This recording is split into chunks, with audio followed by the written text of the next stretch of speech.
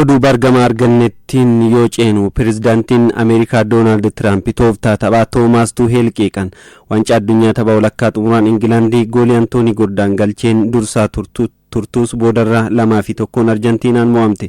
Arjentiinaan goliiwwan Enzo Fernandez daqiiqaa 86 fi Lautaro Martinez 92 irratti galchaniin duubaa ka'uun Ingilaand injifachuun wancaa addunyaa xumuraaf geesse. Pirezidaantiin Ameerikaa Doonaald Tiraamp hamma hubannoo kootti Ingilaandii taphataa golfii waliin taphannuu goolii galchuu irratti cimina qabu Haari Keen akka ittisu gochuun mo'amte jechuun tooftaa taphaa Toomaas Tuuheel boqonnaa booda fayyadaman qeeqan. Leenjisaan Ingilaandii Toomaas Tuuheel Arjentiinaan mo'amuu keenyaaf itti gaafatamummaa nan fudhaa garuu ammoo tooftaan taphaa filadhetti hin gaabbu jedhan. Doonaald Tiraamp wancaa addunyaa Meeksikoo fi Kanaadaa waliin ta'uun qopheessan seenaa wancaa addunyaa keessatti qofa osoo hin taane seenaa ispoortii keessatti dorgommii baay'ee milkaa'aadha jechuun of jajaniiru. Fuulduratti ammoo kophaa isaanii wancaa addunyaa qopheessuu akka fedhanis dubbataniiru.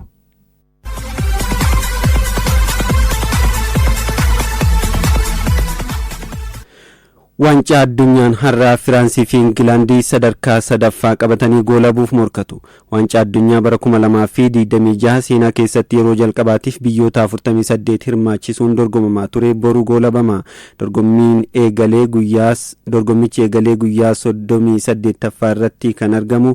Ispeenii fi Arjentiinaan guyyaa 39ffaa irratti taphicha ni goolabu. Firaansii fi Ingilaand ammoo meedaaliyaa naasaa argachuuf waliin morkatu. Har'a halkan sa'aatii jarraa eegaluun Firaansii fi Ingilaandii Maayamitti kan waliin morkatan. Waggoota 14 booda hojii leenjisummaa garee biyyaalessaa Firaansii gadhiisuuf tapha kana qofaa garicha kan dursan leenjisaan garee biyyaalessaa Firaansii Didier Deschamps taphattoonni isaanii bashannana barbaadanis taphoota lama walitti aansanii mo'amuu waan hin barbaanneef heeyyama dhoorgachuun gabaafameera. Leenjisaan garee biyyaalessaa Ingilaandii Toomaas Tuuheel nus ta'e Firaansii sadarkaa sadaffaaf taphachuu hin barbaannu garuu kabaja ogummaaf jecha ga'umsa guutuun taphannee sadarkaa sadaffaan goolabuuf dirree seenna jedhan.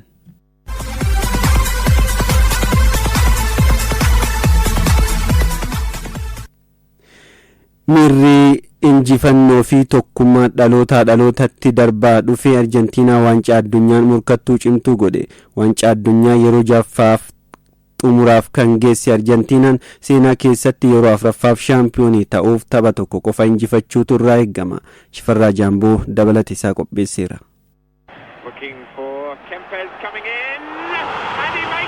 biyyi laatiin ameerikaa taphattoota kennaa kubbaa miilaa qaban horachuun beekamtu kun wancaa addunyaa biyya milkii gonfatte keessaa ishee tokko. miilli maariyoo keempez bara 1978 dachee isaanii boonas aariyaasitti neezerlaandis irratti injifannoon eegale fuullee meeksikootti bara 1986 diyaagoo armaandoo maraadoonaa goolii harka waaqan dabalame. kaataaritti ammoo bara 2022 leeyoonel meesiin xombora irratti xombora biraa qabsiise. amma ameerikaa istaadiyeemii niw jeersiitti kubbaa miilaan addunyaatti tiyaateera xumura hin qabne mul'isuuf beellamateera. addunyaa irratti biraazilii fi jaarman qofatu arjentiinaa caalaa waancaa addunyaa kana daddabalatee fudhate. isaanitti aansuun yeroo sadi waancaa addunyaa kana gola hambaa isaanii keessaa kan qabdu arjentiinaan jaarman waliin riikardii qooddachuuf daqiiqaa 90 qofa eegaa jirti. erga bara 1986 waancaa addunyaa meeksikoon qopheessite shaampiyoonii taate waggoota 36 deebitee shaampiyoonii ta'uun kan itti ulfaate arjentiinaan gidduu kanatti bara 1990 fi bara 2014 xumuraaf geesse lamaanuu jaarmaniin mo'amtee harka marattee galte.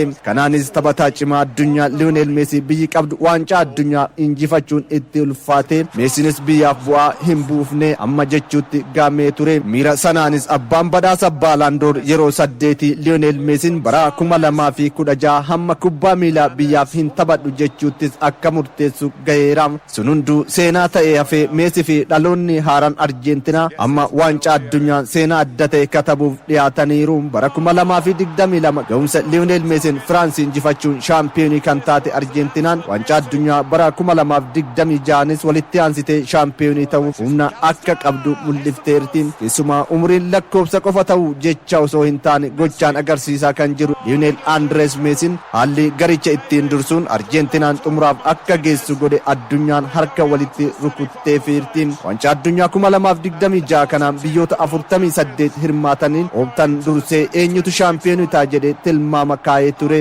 Ispeen harka 16 sadarkaa tokkoffaa, Firaansi harka 13 sadarkaa lammaffaa irratti, Ingilaandi harka 11 tuqaa lamaan sadarkaa sadaffaa irratti yoo tilmaamamtu, Arjeentinaan harka 10 tuqaa 4 waancaa kana fudhachuu dandeessi jedhee ture. Biyyoota kanneen keessaa Firaansiif Ingilaandi qeetti yoo galan amma tokkoffaaf arfaffaa irratti kan tilmaamaman Arjeentinaa fi Ispeentu walitti hafe. Walaa xumuraan ga'umsa amansiisaa waliin Ingilaandii injifachuun kan darbite Arjeentinaan ammas biyya waancaa kana salphaatti dabarsitee kennitu akka hin taane agarsiifte. Dorgommicha keessatti adeemsi Arjeentinaan waancaa kanaan imalte kan biyyoota biroo irraa salphaadha jedhamaa ture. Ramaddii irraa eegalee hanga nuusa xumuraatti biyyoota sadarkaan kubbaa miilaa isaanii gad aanaa ta'e Aljeeriyaa, Kaappo Vaadree, Ijipti, Oostiriyaa, Joordaanii fi Siwiizerlaandi waliin kan taphatte Arjeentinaan fiifaan harka irra qabamaa turte jedhamuun qeeqamaa turte. Hojiin malee qeeqan akka hin taane garuu Ingilaand irratti mul'ifte. Imala Arjeentinaa kanaaf inni guddaan ammoo tokkummaa garicha keessa jiru jedhama. Taphattoonni Arjeentinaa kutaa hidhannoo hanga dirree keessatti tokkummaan hojjetu. Dursaa isaanii Leonel Meesiif kabaja qabanis daran akka onnatan godheera. Inni ammoo dirree keessatti hojii mirkaneessa fi morkattoonni isaanis Arjeentinaa injifanne jedhanii yoo abdatan, Meeseen daqiiqaa xumuraatti ibidda qabsiise akka bakakkaa samii bu'ee tasannaasuun morkattoota isaa mogolee laaffisa. Kana ammoo irra deddeebiin mul'iseera. Biyyattiin waancaa addunyaa kanaan gooliiwwan 19 galchite keessaa 10 daqiiqaa 75 booda galuun ammoo tilmaama morkattoota isaanii galagaltoo itti ta'eera. Taphattoonni akka Eenzo Farnaandees sarara gidduu akkaatan ittiin utuban hanga xumuraatti abdii kutachuu dhabuun milkii Arjeentinaa waancaa addunyaa kanaan qabdu keessaa kan jalqabaati. Meesiin bara kana goolii 8 waancaa addunyaa kan galchee fi waliigalaan waancaa addunyaa goolii 21 lakkoofsiseen ammoo gaachana warra Arjeentinaa ta'eera. Waancaa addunyaanis goolii 12 keessatti hirmaachuun taphataa 5ffaadha. Goolii 8 galchee 4 mijjeessee kenneera. Waliigalaan seenaa waancaa addunyaatiin kubbaa goolii taate 12 mijjeessuunis taphataa jalqabaati. Taphaa xumuraa Ispeeniif Arjeentinaan waliin taphatan ammoo lammiileen Arjeentinaa ammas ga'umsa Leonel Meesii irratti abdataniiru. Kanaaf ture taphataan duraanii Maanchiistar Siitiif Ingilaand Miikael Riichaard Arjeentinaan mootii qabdi, mootii kubbaa miilaa innis Leonel Meesiidha kan jedheefi inni goota kubbaa miilaatiin amma tapha xumuraa Ispeen waliin taphannaan warri Ispeen ammoo baay'ee isa jaalatu. Garuu maal godhu ani hin beekun yaada leenjisaa garee biyyaalessa Arjeentinaa Lionel Scaloni ture.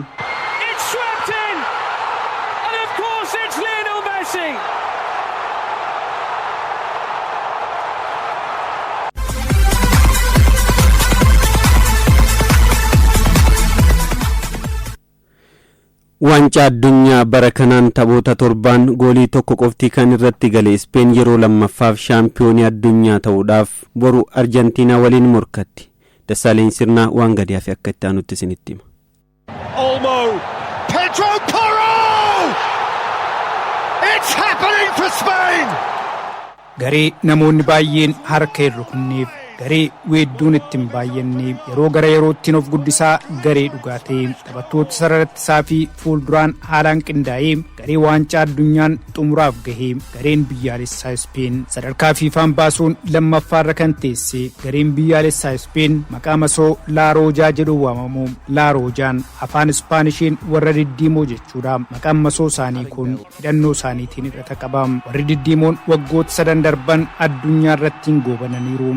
2023 waancaa Neeshins Liigiin, 2024 waancaa Awurooppaa fi Olompikii Paarisiin waancaa fi meedaaliyaa warqee fudhataniiru. Laaroojaan taphoota 37 darban keessaa 27 injifachuun 10 qixa ba'uun osoo hin mo'amin fuullaan.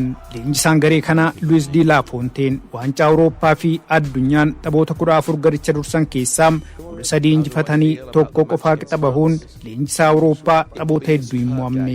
Waancaa addunyaa bara 2026 ooptaan jalqaba irratti waancaaf tilmaamus xiinxaltoonni kubbaa miilaa hedduun garee dargaggoota Ispeen caalaa Firaansiif Arjentiinaaf weellisan. Garichi Kaappo Bardee waliin goolii malee qixa ba'u immoo ooptaanuu yaada isaa jijjiiruun Ispeen waancaa fudhachuuf humna hin qabdu jedhee Firaansiin waancaa tilmaame. Gareen biyyaalessaa Ispeen garuu taphoota ramaddiin Saawudii Arabiyaa 4-0, Uraagaay 1-0 injifachuun qabxii 7 ramaddii isaarraa darbee marsaa mo'atanii darbuu biyyoota 32 goolii 3-0 Oostiriyaa, marsaa biyyoota 16 goolii 1-0 Poorchugaal, nuusa xumuraan ammoo goolii 2-1 Beeljiyeem walakkaa xumuraan biyya waancaaf tilmaama olaanaan kennameef Firaansiin 2-0 jilbeeffachiiftee taphoota 7 osoo hin mo'amin waggaa 16 booda xumuraaf geesse. Biyyattiin hanga nuusa xumuraan Beeljiyeemiin gooliin tokko irratti hin galuttiin goolii tokkollee hin keessummeessine. Waancaa addunyaan taphoota 4 irrattiin walitti aansuun gooliin osoo irratti hin galin bahuun biyya Awurooppaa seenaa Siwiizerlaand bara 2006 galmeessite qooddatte taate.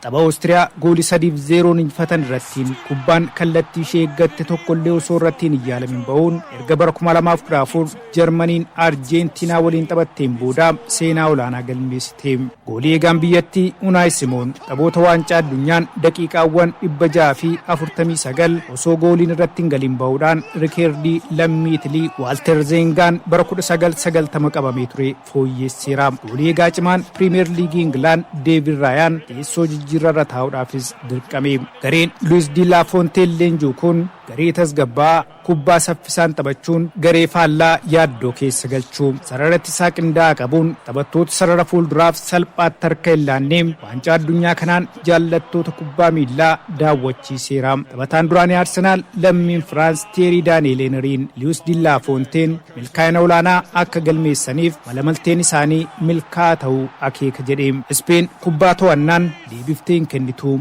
Kubbaa fudhachuuf deemtee taphachuuf dirqamta.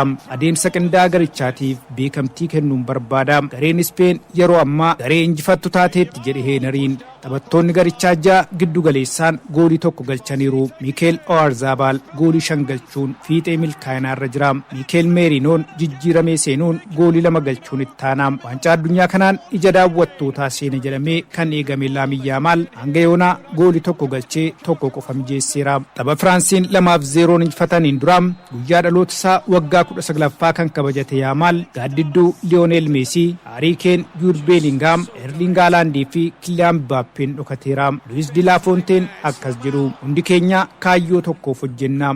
Nama dhuunfaa irrattiin garee hundoofne miti jedhan. Gareen biyyaalessaa Ispeen waancaa addunyaa kanaan taphoota 7 taphatee goolii tokkitti Beeljiyeem irratti galchite. Sararri ittisaa biyyattii gareewwan ciccimoo akka Firaansii fi Poorchugaal dabalatee taphoota 6 gooliin osoo irratti hin galin baheera. Waancaa addunyaa tokko irrattiin taphoota 5 fi isaa ol taphattee biyya giddu galeessaan goolii 0.14 qofaan irratti gale taate. Dargaggeessi umrii 19 Paawu Kubaarsiin sarara ittisaa garichaa milkaa'aa taasisuun jajameera. Pedro Porro, Aymeric Laporte fi Marc Cucurellaan ittisa garichaa warreen utuban. Roodriin miidhamarraa bayyanachuun garichi tasgabbii akka qabaatu taasisaa jira.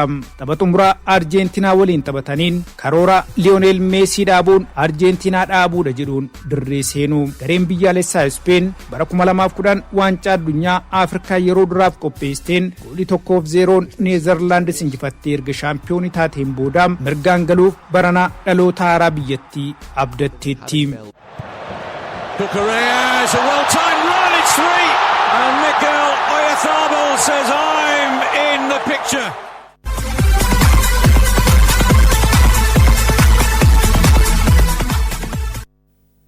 Dominic Szoboszlai waliigaltee Liverpool waliin qabu dheeresseera. Aston Villaan ammoo Johan Manzambii gatii riikardii kilabichaatiin mallatteessiseera.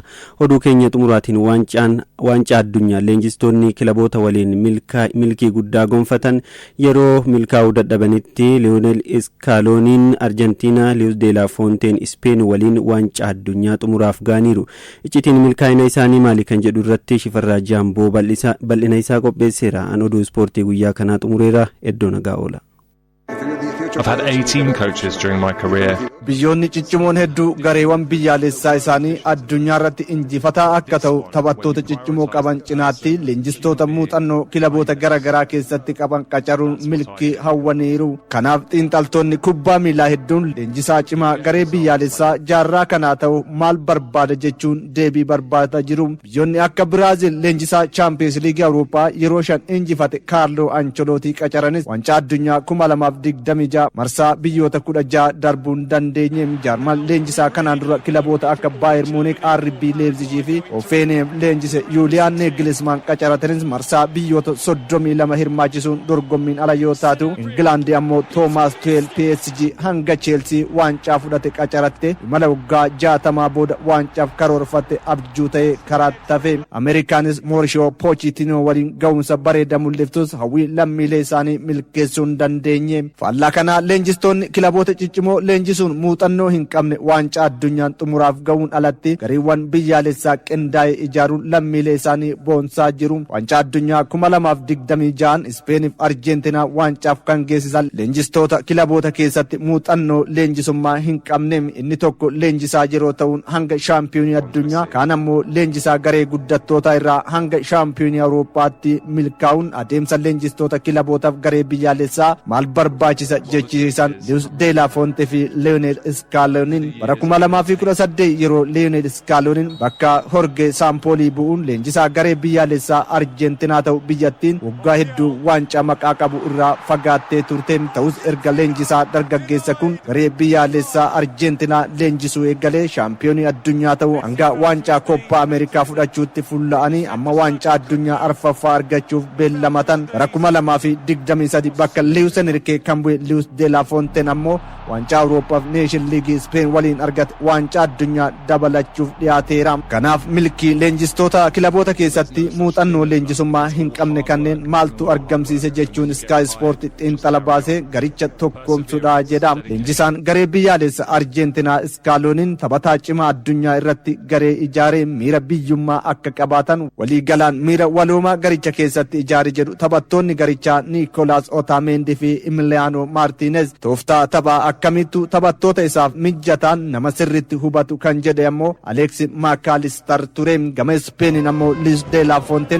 garicha waa lamarratti ijaaree jedhama. Tooftaa taphaa fi miira namummaa jechuun leellisuun dirree keessatti tooftaa taphaa duudhaa Ispeen ittiin beekamtu, kutaa uffannaa keessatti ammoo miira injifannoo akka qabaatan onnachiisa. Daanii Kaarvaal akkas jechuun leenjisaa isaa kana ibsa. Nama miira injifannoo garichaa beeku yeroo hunda daandii tokko qofa nutti agarsiisa, innis injifannoodha, inni dursaa sirriidha jedha. Kanaaf waancaa addunyaatiin leenjistoota maqaa qaban caalaa leenjistoonni miira injifannoof garee tokkoomsantu gareewwan biyyaalessaa waliin milkaa'uu akka danda'u waancaa addunyaa 2026 Arjentinaaf Ispeen walitti fide akeektuudha. Leenjistoonni lamaanuu waancaa injifachuu akka danda'an dursanii mirkaneessaniiru. Garuu eenyutu waancaa addunyaa ol kaasaa? Luis de la Fonte fi Lionel Scaloniif taphattoota isaaniitu deebii qaba. It finishes even better.